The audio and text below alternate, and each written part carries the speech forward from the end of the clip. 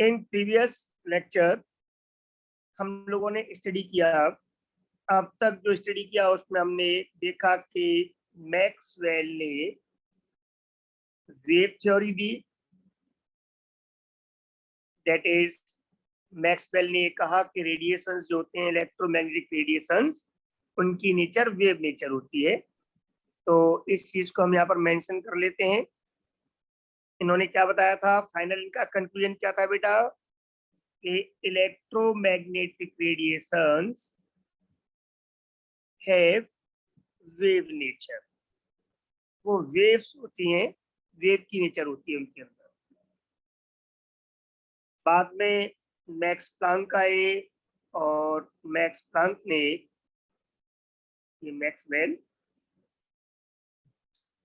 Max Planck ने quantum theory दी। Quantum को हम पार्टिकल भी बोलते हैं। इस थ्योरी में इन्होंने ये बताने की कोशिश की कि जो इलेक्ट्रोमैग्नेटिक रेडिएशंस होते हैं, these have particle nature. Main issue ये था कि पार्टिकल नेचर, दैट इज एक पार्टिकल और एक वेव, ये एंटायरली डिफरेंट कैरेक्टर्स होते हैं। और वो हम लोग जानते हैं। वो कैसे बेटा जी, जैसे आप लोग जानते हो कि पार्टिकल्स होते हैं वो काउंटेबल होते हैं। इन्हें हम काउंट कर सकते हैं, कितने पार्टिकल्स हैं, 1 2 3 4 5 इस तरह से। जबकि वेव जो होती हैं उन्हें हम काउंट नहीं कर सकते। इज दैट क्लियर बेटा? जब आप छोटी क्लासेस में होते हो, हाँ वेरी गुड, जब छोटी क्लासेस में आप होते हो तो आपको बताया जाता है कि हमारे सामने जो चीजें होती हैं वो काउंटेबल और अनकाउंटेबल। तो वेव्स को हम काउंट नहीं कर सकते। दूसरा, अगर हम इनका करेक्टर स्टडी करें तो पार्टिकल जो होता है, इसकी position of a particle is fixed. हमारा इस फिक्स से मतलब है कि किसी और पार्टिकल की पोजीशन उससे मैच नहीं कर सकती। जिस जगह पर एक पार्टिकल है उस जगह पर कोई दूसरा पार्टिकल नहीं हो सकता। वहां पर वो तभी हो सकता है जब वो अपनी जगह छोड़ देगा, मतलब उसकी पोजीशन चेंज हो जाएगी, वो कहीं और पहुंच जाएगा और उसकी जगह पर कोई और आ जाएगा। लेकिन जब तक वो वहां है तब तक उस जगह पर कोई और पार्टिकल नहीं हो सकता। जबकि वेव्स में ऐसा नहीं है, एक जगह पर कई सारी वेव्स हो सकती हैं। तो हम ये कह सकते हैं कि position of waves is not fixed. यहाँ फिक्स्ड का मतलब मैंने आपको समझा दिया है। मेरा मैं किस टर्म में यूज कर रहा हूँ फिक्स का मतलब, इतना क्लियर हो गया बेटा? Yes sir. चाहो तो वेरी गुड, चाहो तो फिर मैं एक बार लिख देता हूँ, कभी आप रिवीजन करोगे तो हो सकता है आप भूल जाओ कि सर ने फिक्स का मतलब क्या बताया। तो मैं आपको लिख देता हूँ। दैट इज, मैं कहना चाह रहा हूँ कि at one place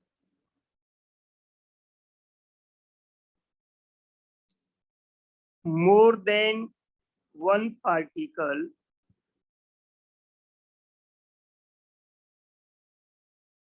can't exist। एक ही जगह पर दो पार्टिकल नहीं हो सकते, उनमें कितना ही माइन्यूट डिफरेंस हो पर उनमें डिफरेंस होगा। जबकि यहाँ पर एक जगह पर एक से ज्यादा हो सकती हैं waves. That is more than one waves can have same position. तो आप देख रहे हो बेटा, मैंने आपको वेव और पार्टिकल के बहुत सारे डिफरेंसेज होते हैं।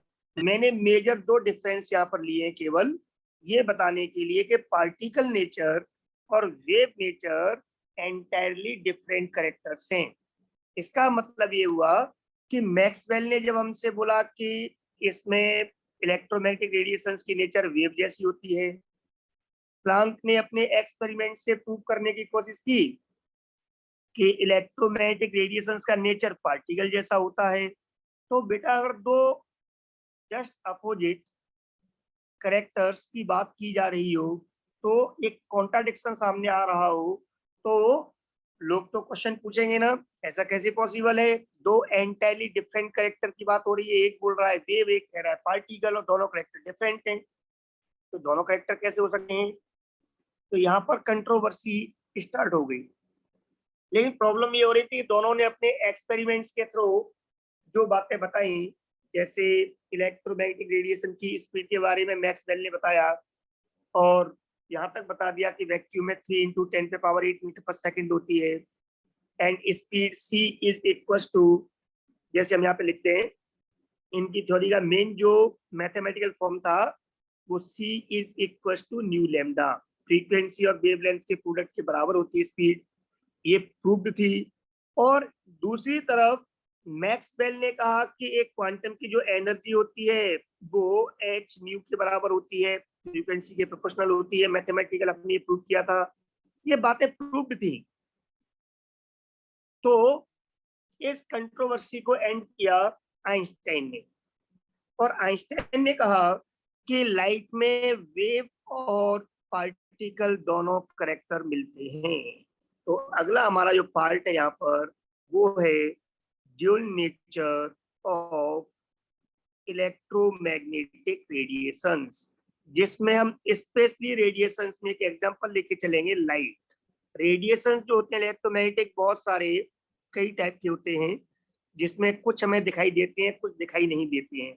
जो दिखाई देते हैं उन्हें हम विजिबल रेडिएशन या लाइट बोलते हैं, और जो हमें नहीं दिखते हैं वो सब इनविजिबल रेडिएशन हैं, और उनमें बहुत सारी टाइप होती हैं जिनको हम आगे पढ़ेंगे, और आपको हम उनको उनकी रेंज के अकॉर्डिंग नाम भी बताएंगे।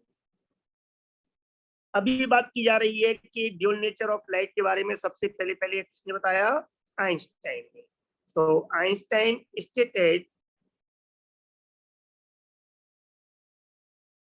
हाँ मेरे साथ साथ नोट करके चलें, आइंस्टाइन ने बोला दैट इलेक्ट्रोमैग्नेटिक रेडिएशन, कुछ बुक्स में लिखा होता है लाइट यहाँ पर, तो आप इससे कंफ्यूज मत होना, उसका एक एग्जांपल है रेडिएशंस का, light.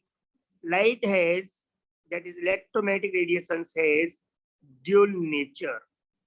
Dual nature means that is wave nature, wave तो वो है ही, लेकिन साथ साथ उसमें पार्टिकल जैसी नेचर भी पाई जाती है। Wave nature as well as particle nature. जब आइंस्टाइन ने ऐसा कहा तो लोगों ने इस ड्यूल नेचर के फेवर में एविडेंस मांग ली। उन्होंने कहा कि कोई एविडेंस दो जिससे प्रूव हो कि लाइट में या इलेक्ट्रोमैग्नेटिक रेडिएशन में पार्टिकल जैसा करेक्टर होता है, या ये कहें कि ड्यूल नेचर होता है। वेव तो वो है ही, हम सब जानते हैं वेव से, सन से हमारी अर्थ तक जो सनलाइट आ रही है, सनरेज आ रही है, वो वेव है।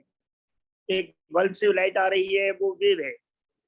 तो उसका तो एविडेंस नहीं मांगा गया, एविडेंस मांगा गया पार्टिकल नेचर का। तो अगर हम आपसे ये कहते हैं कि give evidence in favour of particle nature of light, या ये कहें कि give evidence in favour of dual nature of light, तो दोनों का मतलब एक ही है। ओके बेटा? Yes sir. Yes sir. तो अब हम उन्हीं एविडेंसेस की बात करने जा रहे हैं। तो वो आप एविडेंसेस देखिए, मैं इस पार्ट को इरेज कर रहा हूं, आगे लिखे बेटा।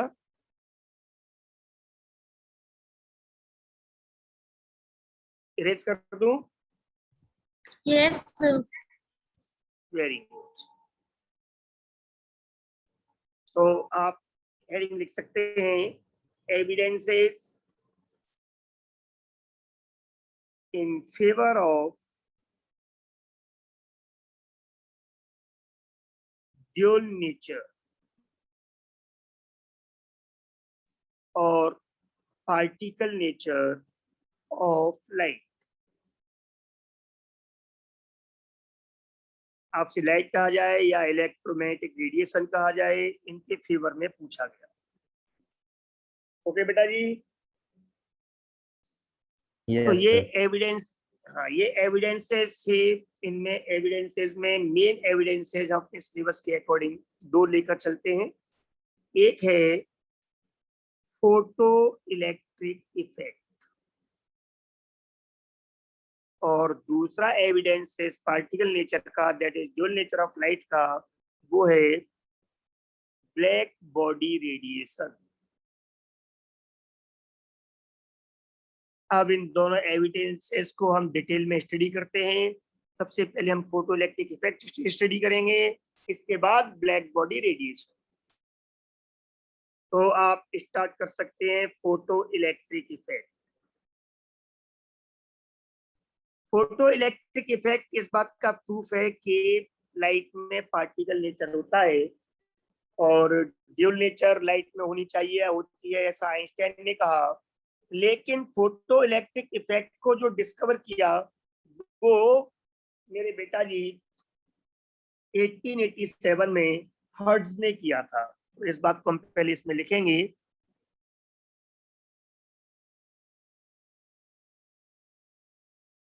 Hertz discovered photoelectric effect।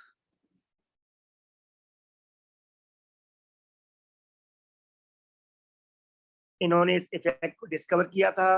क्या होता है इफेक्ट? उन्होंने देखा when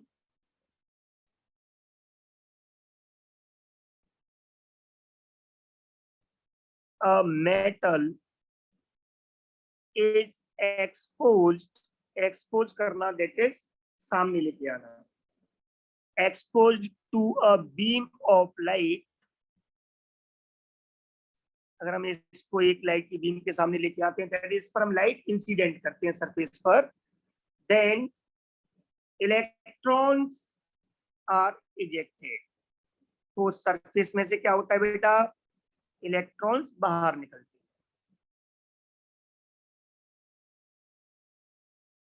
from metal surface, metal के सरफेस में से इलेक्ट्रॉन्स बाहर निकलते हैं।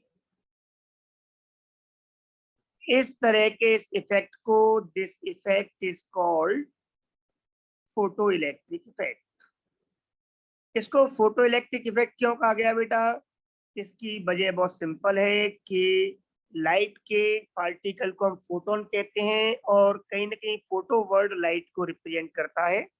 तो लाइट से इलेक्ट्रॉन्स बाहर निकल रहे हैं, इसलिए हम इसे बोलते हैं photo electric effect.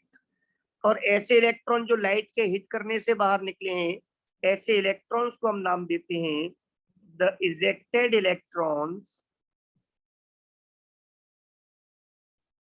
Are called photo electrons. क्या बोलते हैं बेटा इन इलेक्ट्रॉन्स को हम? Photo electron. Photo electron. Very good. तो इस चीज को आप लोग और अच्छे से समझने के लिए मैं यहाँ पर आपके सामने ये बता रहा हूँ कि ये एक मेटल सरफेस है, मेटल है उसका सरफेस है ये। इस मेटल के सरफेस पर लाइट आके गिरती है। जब लाइट आकर के इसके ऊपर गिरेगी, ये लाइट है, तो ये इसके सरफेस में जो इलेक्ट्रॉन्स हैं, फ्री इलेक्ट्रॉन्स होते हैं मेटल्स में, आप जानते हो, जिससे करंट फ्लो होती है। तो इस सरफेस पर जैसे लाइट हिट करती है, इसमें से इलेक्ट्रॉन निकल के बाहर आता है। अगर इलेक्ट्रॉन निकल के बाहर आ रहा है तो इस इफेक्ट को हम बोलेंगे फोटो इलेक्ट्रिक इफेक्ट, और इस इलेक्ट्रॉन को हम बोलेंगे फोटो इलेक्ट्रॉन। ओके बेटा जी? Yes sir. Yes, sir. अब यहाँ पर अगर लाइट से इलेक्ट्रॉन निकल रहा है तो नहीं निकल रहा है तो हम उसे फोटो इलेक्ट्रिक इफेक्ट नहीं कहेंगे, तो निकलता है उस समय बोलते हैं। और ये है मेटल का सरफेस। अब यहाँ पर एक बात आप लोग समझ सकते हो, और वो क्या है कि बेटा कोई भी एक पार्टिकल बाहर अगर निकल रहा है तो वो तभी निकल सकता है जब उसे किसी दूसरे पार्टिकल ने हिट किया हो, है ना बेटा? Yes sir. वेव में तो पावर होती नहीं हिट करने की, हिट करने की पावर तो पार्टिकल में ही होती है, वही फोर्स लगा सकता है। आपको पता है, आपने पढ़ा हुआ है, किसी भी बॉडी के द्वारा जो फोर्स अप्लाइड होता है वो force is equal to ma, that is, इसमें मास हो वही फोर्स लगा सकता है, और मास किसमें होता है? पार्टिकल में। Is that clear? Yes, sir. Yes, sir.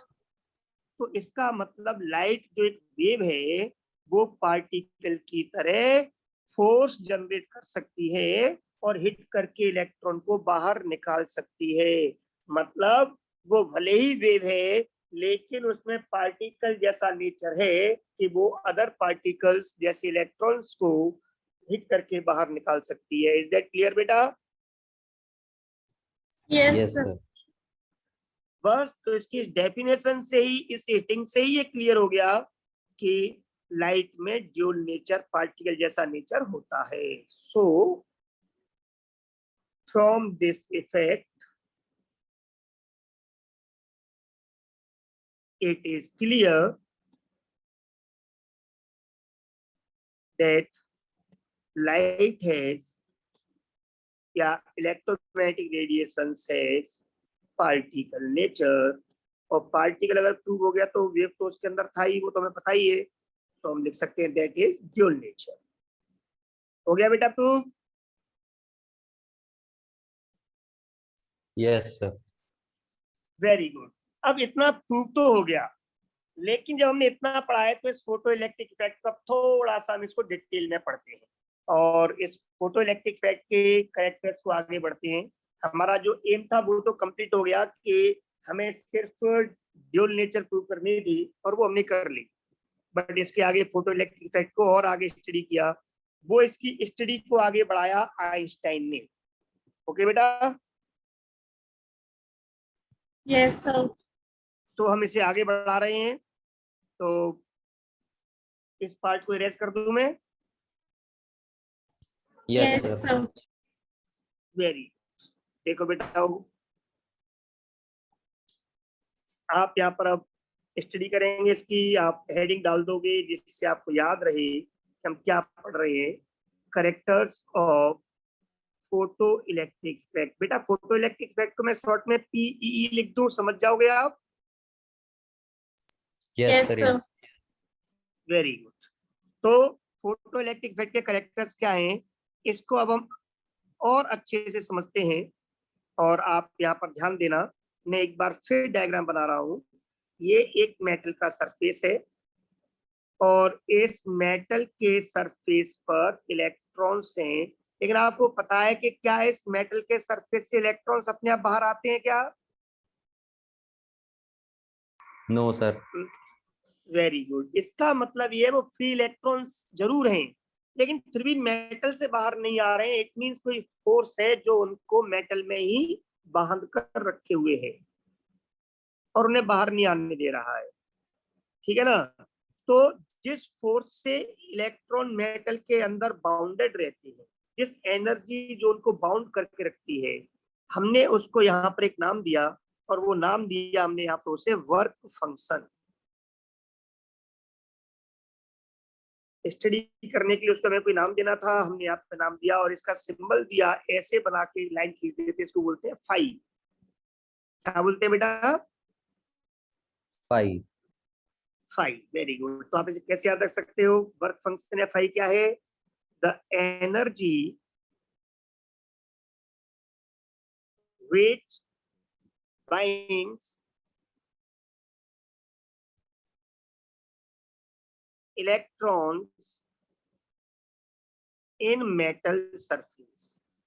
जो मेटल के सरफेस में इलेक्ट्रॉन्स को बाइंड करके रखती है एनर्जी, उस एनर्जी को हम बोलते हैं work function, is called phi. That is work function. Is that clear बेटा? Yes, sir. Yes, sir.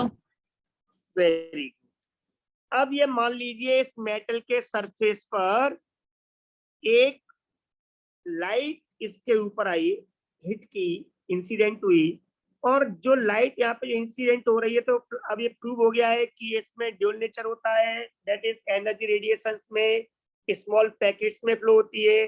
तो जिस पैकेट ने, दैट इज क्वांटम ने, लाइट के क्वांटम को हम क्या कहते हैं? फोटोन।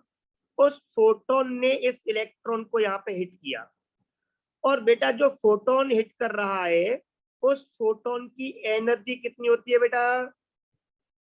H new. हम पढ़ चुके हैं बेटा।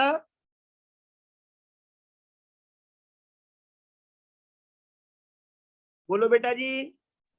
Yes, sir. वेरी गुड, मैं चलो लिख भी देता हूँ एक बार और। एनर्जी ऑफ फोटोन, फोटोन जो हिट कर रहा है, इस फोटोन की एनर्जी उसकी फ्रीक्वेंसी के प्रोपोर्शनल होती है, दैट इज एच न्यू के बराबर होती है। ये इसने यहाँ पर इस फोटोन ने हिट किया, इलेक्ट्रॉन इसके अंदर फाई एनर्जी से बाइंड था, बंधा हुआ था।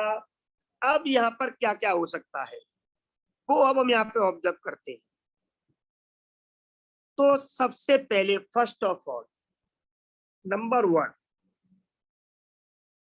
If energy of photon, that is जिसको मैंने ई कहा है, energy of photon E is less than 5, जिस एनर्जी से इलेक्ट्रॉन मेटल के अंदर बाइंड है, बाउंडेड है, बना हुआ है, अगर उससे फोटोन की एनर्जी कम हुई, ई जो है एनर्जी वो क्या हुई बेटा, कम हुई, तो बताओ बेटा उस समय क्या फोटोन, क्या इलेक्ट्रॉन बाहर निकल पाएगा? No sir. नहीं निकलेगा ना बाहर। नो सर, नहीं निकलेगा। वेरी गुड, तो हम इसको यहाँ बोल देंगे उस समय no ejection of electron, electron eject नहीं किया जाएगा। ओके बेटा, मतलब यहाँ पर आपको फोटो इलेक्ट्रिक इफेक्ट नहीं दिखेगा। Is that clear? Yes, sir. Yes sir. Very good. Number 2, दूसरी बात यह है कि अगर मान लो इस फोटोन की एनर्जी जस्ट बराबर हुई उस वर्क फंक्शन फाई के, दैट इज जिससे बाउंडेड एनर्जी उससे, तो क्या होगा बेटा, क्या इलेक्ट्रॉन बाहर निकलेगा?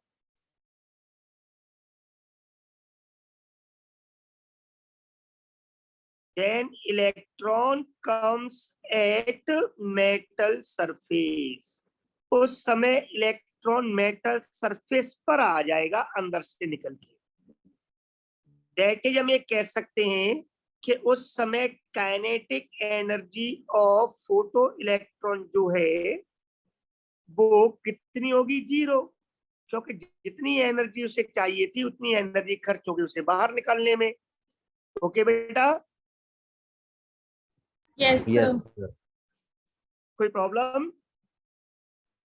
No, no sir. Sir. Very good.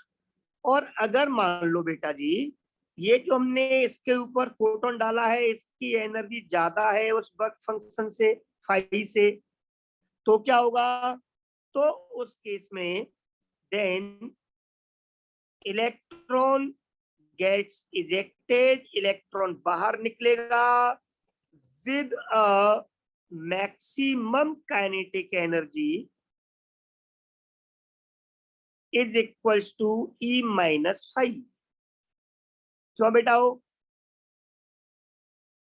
अब आप ये समझ सकते हो कि अगर मान लो मैंने 10 जूल का फोटोन डाला सरफेस पर, वर्क फंक्शन था 5 जूल, 5 जूल से इलेक्ट्रॉन बना हुआ था, तो फोटोन की 5 जूल एनर्जी तो खर्च हो जाएगी उसको सरफेस तक लाने में, बाहर निकालने में, और बची हुई 5 जूल एनर्जी जो है वो उसको क्या प्रोवाइड कर दे?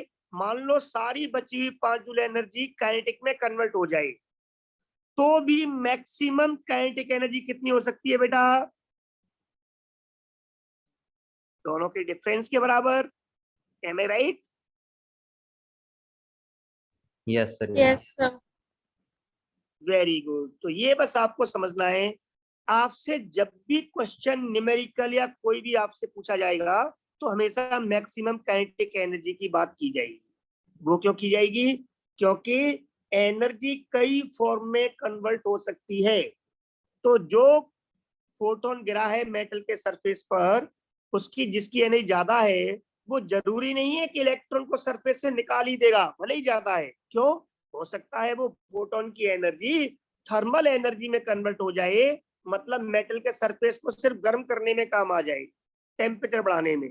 जैसा कि आप लोग जानते हो, अगर आप आयरन को बाहर डाल दो, पीस को, आयरन रोड को धूप में, तो वो गर्म हो जाता है। क्यों गर्म हो रहा है? क्योंकि धूप के फोटोन से वो एब्जॉर्ब करता है और उसका टेम्परेचर बढ़ता जाता है। तो जरूरी नहीं है कि वो बाहर निकालेगा, बट ये जरूरी है कि अगर बाहर निकालना है इलेक्ट्रॉन को, तो उस वर्क फंक्शन से ज्यादा एनर्जी का फोटोन होना चाहिए। ये कंफर्म है, लेकिन ज्यादा होगा तो निकालेगा ये जरूरी नहीं है। नंबर 1। नंबर 2, अगर मान लो उसने निकाल भी दिया इलेक्ट्रॉन, तो ये जरूरी नहीं है कि बची हुई सारी एनर्जी काइनेटिक में कन्वर्ट हो जाए। हो सकता है वो थर्मल में कन्वर्ट हो जाए, या कुछ परसेंट थर्मल में कन्वर्ट हो, कुछ काइनेटिक दे दे, तो ये कैलकुलेशन मुश्किल हो जाएगी। इसीलिए हमने यहाँ पर कैलकुलेशन को इजी रखने के लिए कुछ चीजें हमने मानी। पहली बात तो हमने ये मानी कि जितनी भी एनर्जी बच जाएगी वो सारी काइनेटिक एनर्जी में चेंज हो जाए तो कितनी होगी, तो हम कह सकते हैं फिर जो बचेगी वो सारी काइनेटिक में कन्वर्ट हो रही है, तो E-5। Is that clear? Yes, sir. sir. Yes, sir. और दूसरी बात आपसे पूछ सकता है, minimum kinetic energy of photo electron कितनी हो सकती है? तो मिनिमम कितनी हो सकती है? वो तो 0 हो सकती है ना बेटा? तो काइनेटिक एनर्जी माइनस में तो होती नहीं है, तो या तो काइनेटिक एनर्जी होगी या नहीं होगी। तो या तो मिनिमम की बात करें तो 0, और मैक्सिमम की बात करें तो जो डिफरेंस है, जो बची हुई एनर्जी होगी वर्क फंक्शन के बाद, वो सारी कन्वर्ट हो जाए तो हम उसे भी कैलकुलेट कर सकते हैं। Any problem? No, sir. No, sir. Very good. तो अगर मैं इसको एक और सिंपल तरीके से लिख दूं, तो ये आपके सामने एक फॉर्मूला बन जाएगा। काइनेटिक एनर्जी मैक्सिमम किसकी है? ये फोटो इलेक्ट्रॉन की, is equal to E-5।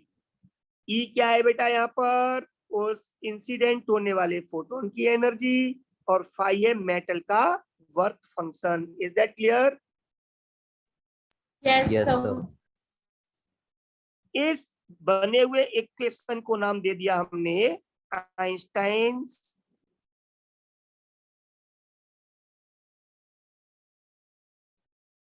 Photo electric equation.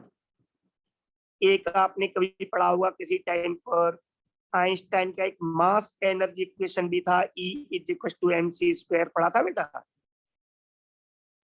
Yes, sir. हमें Yes, sir. यहाँ तो हम उसको नहीं लिख रहे हैं, लेकिन आपको मैंने इसलिए बताया है कि आइंस्टाइन का इक्वेशन एक और था, ये जिसको हम बोलते हैं आइंस्टाइन फोटो इलेक्ट्रिक इक्वेशन।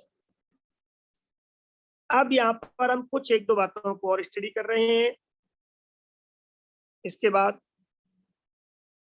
हम अगले सेशन में बात करेंगे। फिर अभी इस सेशन में अगली बात जो हमें करनी है वो ये है, ध्यान से देखना आप लोग बेटा, जिस समय फोटोन की एनर्जी एग्जैक्ट वर्क फंक्शन के बराबर होती है, मतलब वो फोटोन जिसकी एनर्जी सिर्फ इलेक्ट्रॉन को बाहर तो ले आए सरफेस से मेटल के से, लेकिन काइनेटिक एनर्जी 0 रहे, सिर्फ बाहर निकालने का काम करे, उस मिनिमम एनर्जी वाली लाइट को, या उस लाइट की उस मिनिमम एनर्जी को हम बोलते हैं थ्रेशोल्ड एनर्जी। क्या बोलते हैं बेटा? Threshold energy. Very good. तो the minimum energy of photon that is required to eject an electron from metal surface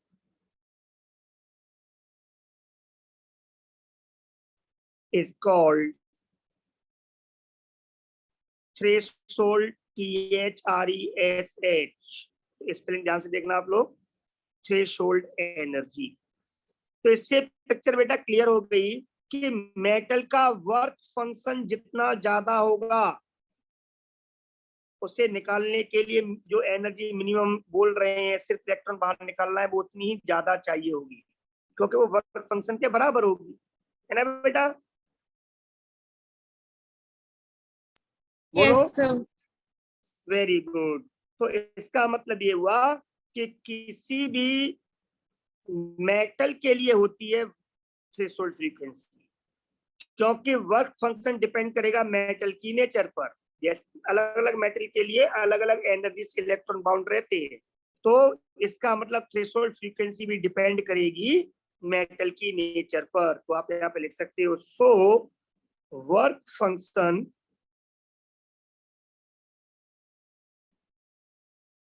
and threshold frequency, sorry, energy, मैं इधर आ रहा हूं, threshold energy depends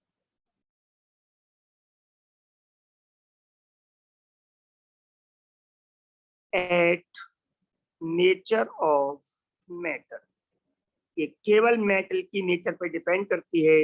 that is, अगर मेटल सेम है तो work function या threshold energy हमेशा same रहेगी, और अगर मेटल आपने अलग अलग लिए हैं तो हर मेटल के लिए वर्क फंक्शन या यूं कहें कि उनकी थ्रेशोल्ड फ्रीक्वेंसी, वो सॉरी थ्रेशोल्ड एनर्जी अलग अलग होगी। इज दैट क्लियर बेटा?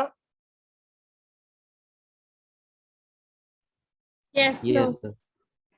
बेटा नोट कर लिया? Yes, sir. Very good. तो अब आगे बढ़ते हैं। मैं इसको एक नए पैटर्न से फिर लिखता हूं। अगर वर्क फंक्शन के बराबर है एनर्जी तो इसको मैं लिख दूंगा ई नॉट, क्योंकि ये रिप्रेजेंट कर रही है वो मिनिमम एनर्जी जो फोटो इलेक्ट्रिक इफेक्ट शो करने के लिए चाहिए। इससे ज्यादा भले ही हो, इलेक्ट्रॉन निकल जाएगा, जितना ज्यादा दोगे आप उतना ही इलेक्ट्रॉन को काइनेटिक एनर्जी मिलती जाएगी, बट इससे कम हुई तो एनर्जी, तो इलेक्ट्रॉन नहीं निकलेगा। तो ये थ्रेशोल्ड एनर्जी है। थ्रेशोल्ड एनर्जी जो है वो है किसकी? फोटोन की। और फोटोन की एनर्जी क्या होती है? H new. क्या होती है बेटा? H new. इसका मतलब उस फोटोन जिसको, जो इलेक्ट्रॉन निकाल सके, फोटो इलेक्ट्रिक इफेक्ट शो कर सके, उसकी एनर्जी मिनिमम ई नॉट के बराबर होनी चाहिए, या हम ये कह सकते हैं कि उसकी एक मिनिमम फ्रीक्वेंसी न्यू नॉट होनी चाहिए। अगर इससे कम हुई फ्रीक्वेंसी तो उसकी एनर्जी कम होगी और वो इलेक्ट्रॉन इजेक्ट नहीं कर पाएगा। ओके बेटा?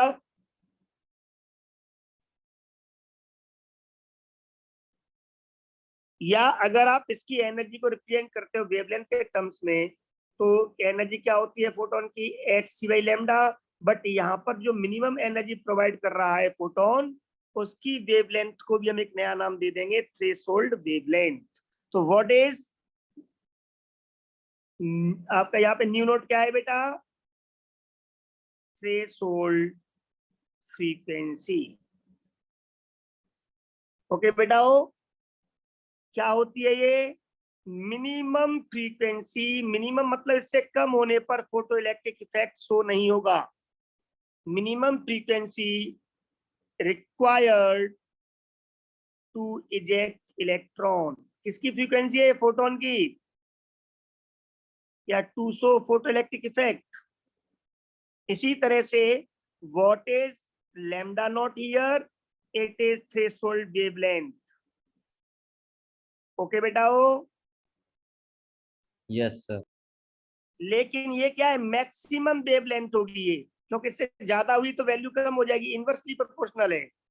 तो इससे कम होने पर इलेक्ट्रॉन निकलेगा, इससे ज्यादा वेवलेंथ थी तो इलेक्ट्रॉन को फोटोन नहीं निकाल पाएगा। तो maximum wavelength required to eject electron from metal surface. Is that clear बेटा? Yes, sir. Very good. तो इसी लिंक पर वापस आ जाना अभी सेशन एंड होने के बाद। लेकिन अभी आप एक चीज लिख सकते हो। अभी हमने फोटो इलेक्ट्रिक इक्वेशन लिखा आइंस्टाइन का, E is sorry kinetic energy maximum is equal to E minus five. मैं इन वैल्यूज को रिप्लेस करूं, E की जगह पर एच न्यू लिखूं, फाइव की जगह पर एच न्यू नॉट लिखूं, तो इक्वेशन बन जाएगा इज एच कॉमन लेने पर न्यू माइनस न्यू नॉट। और अगर मैं यहाँ पे लेमडा के टर्म्स में वैल्यू लिखता हूं तो H C by lambda minus H C by lambda naught. यहाँ पर एच सी कॉमन लेने पर 1 by lambda minus 1 by lambda naught. तो ये आइंस्टाइन इक्वेशन के अलग अलग फॉर्म हैं जिन पर आपसे न्यूमेरिकल्स पूछे जाते हैं। हम इसकी ग्राफिकल स्टडी अगले वीडियो में, सॉरी अगले सेशन में करते हैं। ओके बेटा? हो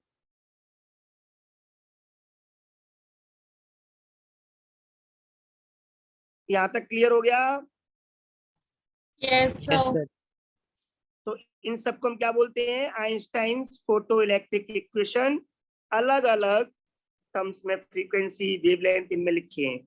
तो यहाँ पर जो इलेक्ट्रॉन रियल में उसके ऊपर इंसिडेंट हो रहा है वो, उसका वर्क फंक्शन, अलग एंगल से कहें तो जो फोटोन इंसिडेंट हो रहा है वो, और ये वो फोटोन है जो मिनिमम चाहिए था। अभी जो इंसिडेंट हो रहा है उसकी एनर्जी h न्यू, और जो मिनिमम चाहिए था उसकी h न्यू नॉट। ओके बेटा? Yes, sir. Very good. तो अगले सेम लिंक पे वापस आ जाओ।